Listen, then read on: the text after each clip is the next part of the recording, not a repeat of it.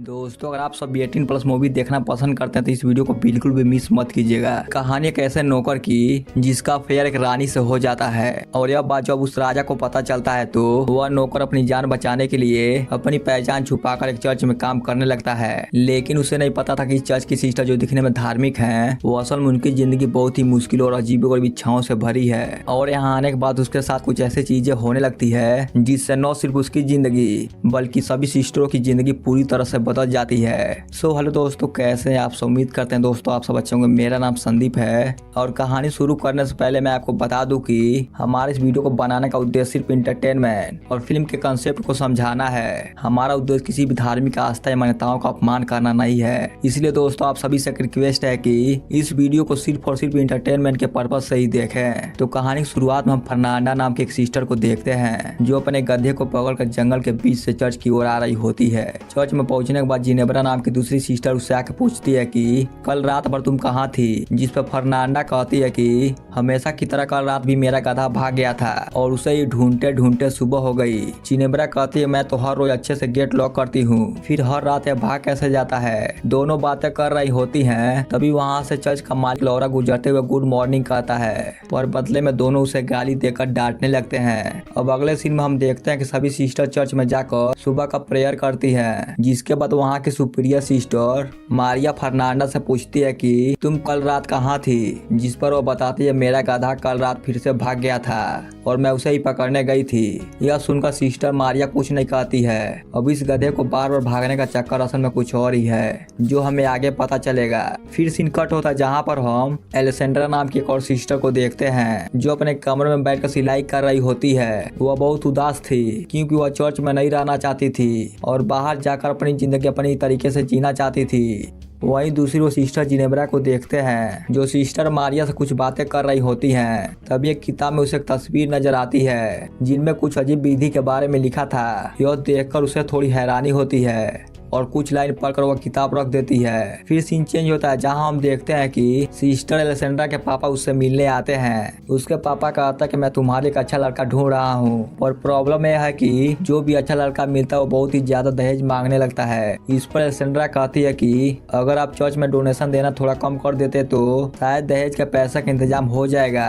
पर उसके पापा कहते हैं यह करना ठीक नहीं रहेगा, तुम चिंता मत करो और अपने करियर पर ध्यान दो। शादी हो या ना हो पर तुम एक बेहतरीन तरीके से जिंदगी जी सकोगी। और सुनकर एलेसेंड्रा बहुत ही दुखी हो जाती है क्योंकि वो शादी करके ही एक अच्छी और खूबसूरत जिंदगी जीना चाहती थी। फिर सीन चेंज होता है जहाँ पर हम तीनों सिस्टर को एक साथ देखते हैं जो अपने बनाए हुए कपड़ों को ले जा रही होती है। एलेसेंड्रा अपने पापा से की गई बातचीत दोनों सिस्टर को बताती है जिसे सुनकर वो अभी दुखी हो जाती हैं। तभी वह वहाँ लौरा को देखते हैं जो कुछ काम करते हुए उन्हें अजीब नजरों से देख रहा था, पर ऐसा करते हुए देखकर वह तीनों उस पर भड़क जाती हैं और अपने दिल की भड़ास निकालने के लिए अंदर जाकर उसका सामान फेंकने लगती हैं। और इतने से भी उनका मन नहीं भरता है तो वह उसकी पिटाई भी कर देती हैं। वही दूसरी तरफ इस चर्च के फादर टोमासो को देखते हैं जो सिस्टरों के द्वारा बनाए हुए कपड़ों को बाजार लेकर जाने के लिए निकलते हैं। पर रास्ते में लौरा उनसे मिलता है और कहता है कि मुझे माफ कर दीजिए फादर, मैं इस चर्च में काम नहीं करना चाहता हूँ क्योंकि यहाँ की सिस्टर बहुत ही बेकार है और उन्होंने मुझे बहुत मारा, इसलिए मैं चर्च छोड़कर जा रहा हूँ। इस पर फादर उसे समझाता कि आगे ऐसा कुछ नहीं होगा, लेकिन लौरा नहीं मानता और वहाँ से चला जाता है। फिर सीन कट होता है और हमें चर्च से कुछ मील दूर एक घर में लॉर्ड ब्रूनो नाम के एक जमींदार आदमी को देखते हैं जो अपनी पत्नी के साथ बैठकर खाना खाते हुए बात कर रहा होता है। और उसकी पत्नी का ध्यान उनके नौकर मेसेटो की तरफ होता है और मेसेटो भी अपनी मालकिन को देख रहा होता है।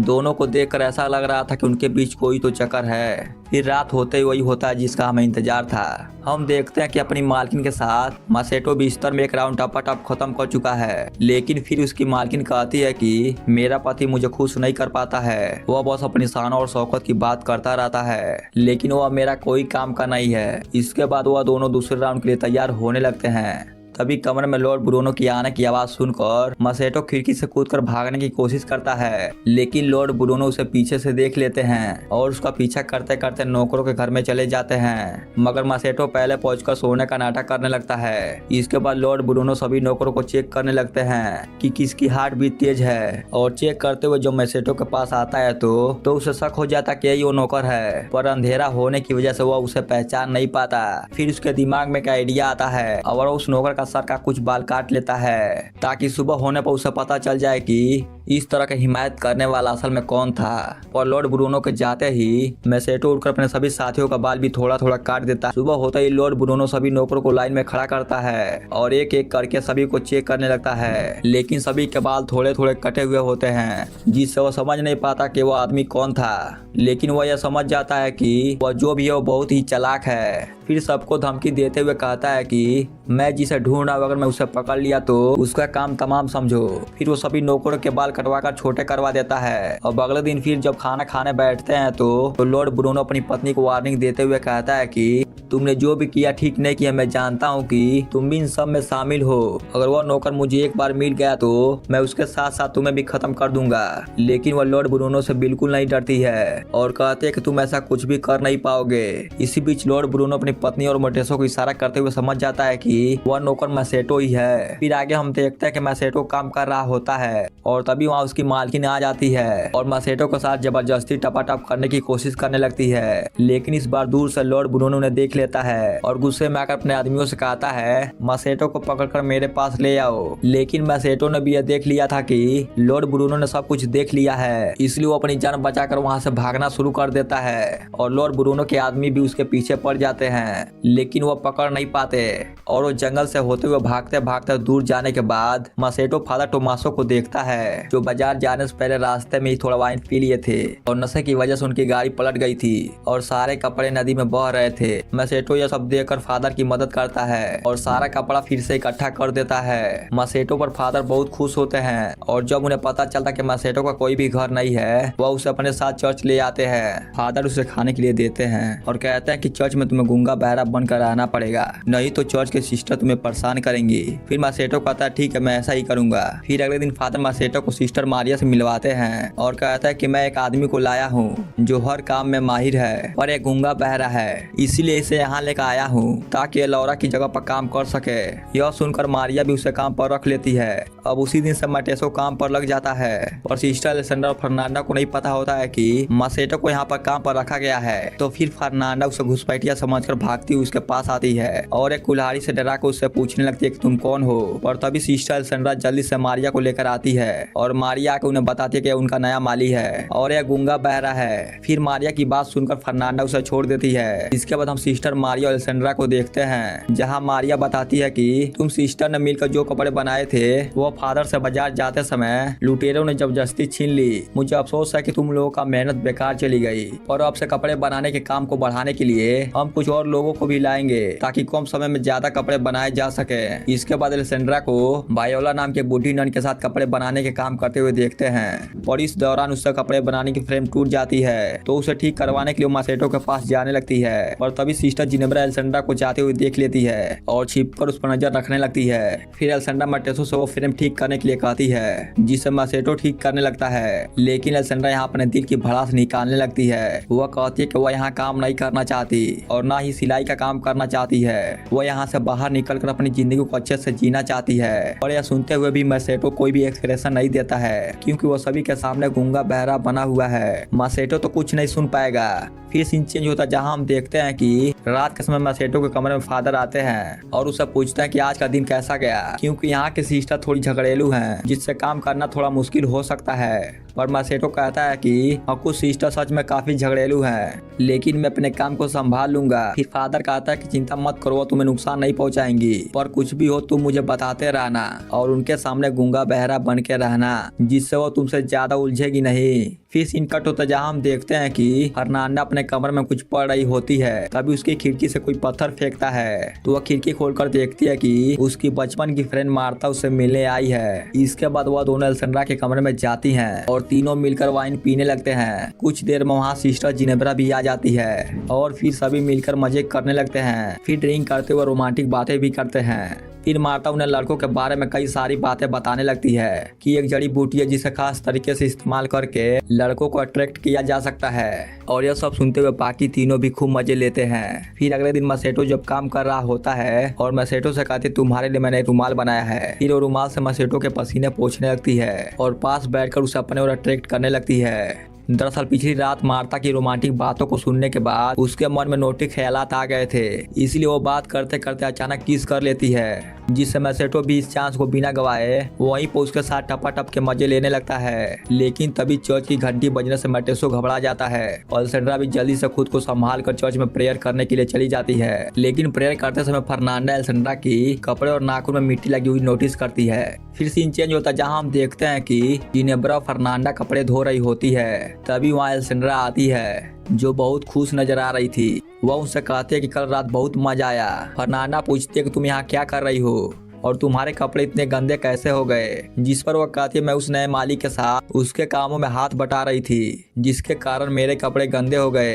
यह सुनकर उन दोनों को यकीन नहीं होता है क्योंकि एलेसेंड्रा कोई भी काम नहीं करती थी और फर्नांडा काफी साथी थी और समझ चुकी थी कि एलेसेंड्रा हमसे जरूर कुछ छुपा रही है। फिर आगे हम फर्नांडा और मार्था को जंगल में देखते हैं जहां वो जड़ी बूटी खोजती हैं। फिर वह उस जड़ी बूटी को उबाल कर एक लिक्विड तैयार करती हैं, जिसके बाद मार्था फर्नांडा की आंखों में उस लिक्विड में से 2 बूंद डालती है और फिर उसकी उंगली पर कट लगाकर थोड़ा खून लेकर उसके गालों पर लगाती है। लेकिन यह सब जिनेब्रा छिप कर देख रही होती है। इसके बाद फिर फर्नांडा और मार्था मैसेटो के कमरे में जाती हैं जहाँ फिर फर्नांडा उसे चाकू दिखाकर डराती है। फिर दोनों मिलकर मैसेटो को अपनी तरफ अट्रैक्ट करने की कोशिश करने लगती हैं। मैसेटो को यह सब बहुत अजीब लगता है कि यह उसके साथ क्या कर रही हैं, और धीरे धीरे वो भी अपना कंट्रोल खो देता है। जिसके बाद तीनों मिलकर टपाटप के भरपूर मजे लेते हैं। फिर काम खत्म होने के बाद दोनों घर से बाहर आ जाती हैं। तभी वहाँ जिनेब्रा उन्हें मिलती है और पूछती है कि तुम दोनों यहाँ क्या कर रही हो। जिस पर वो उसकी बातों का कुछ खास जवाब नहीं देते हुए और बहाना बना के वहाँ से चली जाती है। लेकिन जिनेब्रा समझ जाती है कि वह उससे कुछ छुपा रही हैं। फिर सीन चेंज होता है जहां हम देखते हैं कि चर्च के हेड फादर बिशप चर्च घूमने आते हैं। तो फादर टोमासो और मारिया उनका स्वागत करते हैं। वहीं दूसरी तरफ मैसेटो एलेसेंड्रा के कमरे में जाता है और दोनों एक बार फिर से टपाटप के मजे लेने लगते हैं। और इसी बीच सिस्टर वायोला कमरे में आ जाती हैं जिससे वो पहले नोटिस नहीं कर पाए। लेकिन अचानक मैसेटो उन्हें देखकर बोल पड़ता है जिससे एलेसेंड्रा चौंक जाती है। पर सिस्टर वायोला के आ जाने से दोनों घबरा जाते हैं। लेकिन एलेसेंड्रा खुद को ठीक करते हुए सिस्टर वायोला की मदद करने लगती है और फिर मैसेटो बिस्तर के नीचे छिप जाता है। उनका लक अच्छा था क्योंकि सिस्टर वायोला सुन नहीं सकती थी, इसीलिए वो उनकी हरकतें नहीं समझ पाती। फिर थोड़ी देर बाद मैसेटो भी बिना कोई आवाज किए खिड़की से निकल जाता है। अगले दिन जिनेब्रा मैसेटो को आराम करते हुए देखती है और उसे अट्रैक्ट करने के लिए वो भी जड़ी बूटी बनाने लगती है। लेकिन वह उसे आंखों में डालने की बजाय पी लेती है। फिर वो भी अपने हाथों से खून निकालकर गालों पर लगाती है। फिर एलेसेंड्रा मैसेटो के कमरे में आती है और उससे पूछती है कि तुमने झूठ क्यों बोला कि तुम गूंगे हो। इतने में जिनेब्रा की आने की आवाज सुनकर एलेसेंड्रा कोने में जाकर छिप जाती है और फिर मैसेटो सोने का नाटक करने लगता है। फिर जिनेब्रा जड़ी बूटी के नशे में मैसेटो के पास आकर चिपकने लगती है और अजीब हरकतें करने लगती है। लेकिन फिर फर्नांडा की आने की आवाज सुनकर वो भी जाकर छिप जाती है जहाँ पहले से एलेसेंड्रा थी। इसके बाद फिर फर्नांडा कमरे में आती है और एक चाकू से डराकर मैसेटो को हाथ बांध कर उसकी आंखों में पट्टी लगा देती है और फिर उसे डरा धमकाकर जंगल की तरफ ले जाने लगती है। और एलेसेंड्रा और जिनेब्रा छिपकर उसका पीछा करती हैं। फिर जब वो जंगल के बीच में पहुंचते हैं वह देखते हैं कि जंगल के बीचों बीच आग जली हुई है और वहाँ सारी लड़कियां बिना कपड़ों के नाच रही है और पास में उन्होंने मैसेटो को भी बांध कर रखा हुआ था। एलेसेंड्रा कहती है कि ये लोग क्या कर रहे हैं, जिस पर जिनेब्रा जवाब देते हुए कहती है कि मैंने इस तरह के विधि के बारे में एक बार पढ़ा था जिसमें इंसानों की बलि देकर कुछ लड़कियां चुड़ैल की शक्ति हासिल करती है। और फिर यहाँ पर हमें पता चलता है कि फर्नांडा रोज गधे के बहाने से यह सब करने आती थी और अब मार्था भी सब में शामिल हो चुकी थी। मार्था और फर्नांडा मैसेटो की बलि देने वाली होती है। तभी मैसेटो डर के मारे बोल पड़ता है कि मुझे छोड़ दो। यह सुनकर उन्हें पता चल जाता है कि वही नशे की हालत में जिनेब्रा भी कपड़े उतार के उन लड़कियों के साथ नाचना शुरू कर देती है और यह देखकर सभी लड़कियां भागने लग जाती है और फिर मार्था जाकर जिनेब्रा से झगड़ने लगती है। इसी बीच फर्नांडा मैसेटो की बलि देने वाली होती है। तभी एलेसेंड्रा वहां पहुंचकर फर्नांडा से चाकू छीन लेती है और मैसेटो को बचा लेती है। वहीं जिनेब्रा और मार्था की हाथापाई में जिनेब्रा मार्था को डंडे से मारकर बेहोश कर देती है। फिर उसके कपड़े पहनकर वो गधे को लेकर चर्च की तरफ भाग आती है और चर्च पहुंचकर चिल्लाने लगती है कि फर्नांडा एक चुड़ैल है। और यह सब आवाज सुनकर फादर बिशप बाहर आते हैं तो जिनेब्रा आकर उन्हें बताने लगती है कि फर्नांडा एक चुड़ैल है। इतना फर्नांडा एलेसेंड्रा और मैसेटो भी वहाँ पहुंच जाते हैं। फिर एलेसेंड्रा फादर से कहती है सब झूठ बोल रही हैं और आज से नवा जड़ी बूटी लिया और नशे के हालत में बकवास कर रही हैं। पर फिर जिनेब्रा कहती है नहीं, मैं झूठ नहीं बोल रही हूँ और ये सब एक साथ मिले हुए हैं और ये दोनों इस माली के साथ इंटीमेट भी हो चुकी हैं। यह सुनकर फादर बिशप मारिया को बुलाकर बाहर लाते हैं और पूछते हैं कि यह सब क्या हो रहा है। तभी फादर टोमासो भी मारिया के कमरे से बाहर आते हैं जिसे देखकर सभी लोग हैरान रह जाते हैं और फादर बिशप भी समझ जाते हैं कि इस चर्च में अब तक क्या चल रहा था। इसके बाद अगले दिन फादर बिशप एक एक करके सबको सजा सुनाते हैं और गॉड से माफी मांगने के लिए कहते हैं और फादर टोमासो को सबसे बड़ी सजा मिलती है क्योंकि उन्होंने फादर होने का गलत फायदा उठाया था और उन्हें सजा के तौर पर कैसे आश्रम में भेज दिया जाता है जहां पर सिर्फ मर्द रहते हैं और मासेटो को फिर से लॉर्ड ब्रूनो के हवाले कर दिया जाता है जहां लॉर्ड ब्रूनो के सिपाही उसे बंदी बना लेते हैं। इसके बाद हम तीनों सिस्टर को देखते हैं जो एक दूसरे से माफी मांगती है। सिस्टर जिनेब्रा फर्नांडा से कहती है कि मुझसे बहुत बड़ी गलती हो गई, मुझे माफ कर देना। तीनों मासेटो के बारे में सोचने लगते हैं कि शायद लॉर्ड ब्रूनो उसे मार डालेगा, इसीलिए वो उसे बचाने के लिए एक प्लान बनाती है। उधर लॉर्ड ब्रूनो मासेटो को जेल में बंद कर दिया था और आकर वहाँ मासेटो से कहता है कि मैंने अपनी वाइफ को कुत्ते और जंगली जानवरों के साथ बांध दिया है ताकि उसे दर्दनाक मौत मिले और अब तुम्हारी बारी है, पर मैं तुम्हें मारूंगा नहीं और जिंदा रखकर उससे भी ज्यादा टॉर्चर करूंगा। यह कहकर वो वहाँ से चला जाता है। इसके बाद मासेटो उन सिपाहियों से रिक्वेस्ट करने लगता है कि वो उसे आजाद कर दें, लेकिन वो उसे मना कर देते हैं और उल्टा उसका मजाक उड़ाने लगते हैं। फिर कुछ देर बाद एक कछुए पर जलती हुई मोमबत्ती को देखकर सिपाही उसके पीछे पीछे चले जाते हैं। असल में उस कछुए को सिस्टरों ने छोड़ा था और उन्हें जाते ही तीनों सिस्टर जाकर मासेटो को बाहर निकाल लेती है और उसकी जगह पे पुतला रख देती है और मासेटो को सिस्टर के कपड़े पहना देती है। उसे लेकर जंगल की तरफ जाने लगते हैं। वही हम मारिया को देखते हैं जो गधे को लेकर टोमासो से मिलने जाती है और दोनों बहुत खुश होते हैं क्योंकि उनके बीच प्यार हो गया था और वह एक दूसरे से दूर नहीं रह पाते थे। इतने में वो कुछ आवाज सुनकर वह छुप जाते हैं और तभी फर्नांडा अपने गधे को वहाँ देखती है और सोचने लगती है कि हमारा गधा यहाँ कैसे आया, लेकिन जिनेब्रा उसे वहाँ से ले जाती है और फिर उनके जाने के बाद ये दोनों बाहर आते हैं और वो समझ चुके थे उन तीनों सिस्टरों ने मासेटो को छुड़ा लिया है, पर उनकी शरारत देखकर वो एक दूसरे को देखकर मुस्कुराते हैं और दोनों एक साथ वहाँ से जाने लगते हैं। और दोस्तों इसी के साथ यह कहानी यही समाप्त हो जाती है। तो दोस्तों उम्मीद करता है कि आप सबको यह कहानी बेहद पसंद आई होगी। दोस्तों अगर आप सब इसी तरह का वीडियो देखना पसंद करते हैं तो हमारे चैनल को सब्सक्राइब जरूर कीजिएगा। तो फिर से मिलते हैं दोस्तों नेक्स्ट वीडियो में, तब तक ले जय हिंद, जय भारत, वंदे मातरम दोस्त।